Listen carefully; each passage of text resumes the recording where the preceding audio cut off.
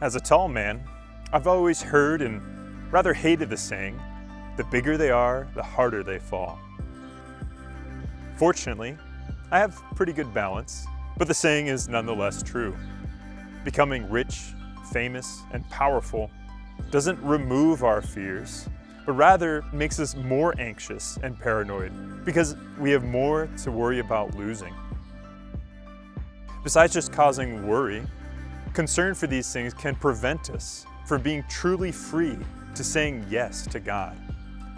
We've previously discussed how we need freedom from fear to discern our vocation, but we also need this freedom to live out our vocation as a Christian, as Jesus commands us to be perfect as your Heavenly Father is perfect.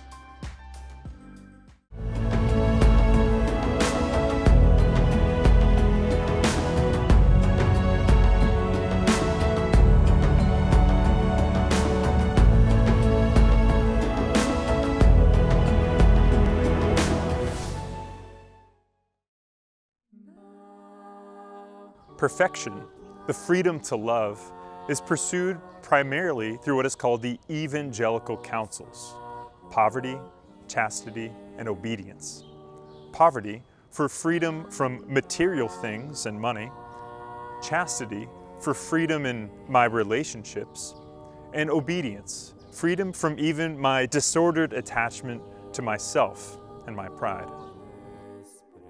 God has created the things of this world as good, but they're goods meant to point us towards God, the greatest good of all.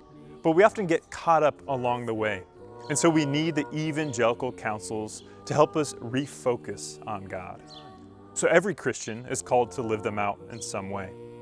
For the single person, this might mean works of charity or financial generosity, and healthy friendships and moral living, pursuing humility.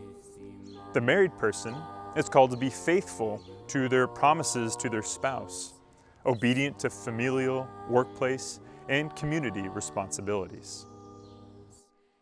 And then there are those who publicly profess to live their lives according to the Evangelical Counsels, like nuns or monks, religious brothers and sisters. This is different than the promises made at a wedding or priestly ordination. Rather, they vow to God to live life this way. They consecrate themselves to God, which is why it's called consecrated or religious life. And if they break these vows, it is a sacrilege before God, because they belong to Him in a special way. A diocesan priest does not make vows, but still lives out the Evangelical Counsels through his priestly promises and ministry. He doesn't make a vow of poverty because he earns a salary which is his own money, but is still called to a life of simplicity. As for chastity, he makes a promise of celibacy to never marry, for like Jesus, the church is his bride. And he lives out a promise of obedience to his bishop and the church. Lastly, the priest makes a promise to be a man of prayer. So a priest doesn't make public vows like a religious, but lives out the counsels in a particular way. But if it's not the Evangelical Counsels, what is it that distinguishes the life and ministry of a priest? Join us next time to find out. And as for now, simply ask God how you are called to live poverty, chastity, and obedience in your life.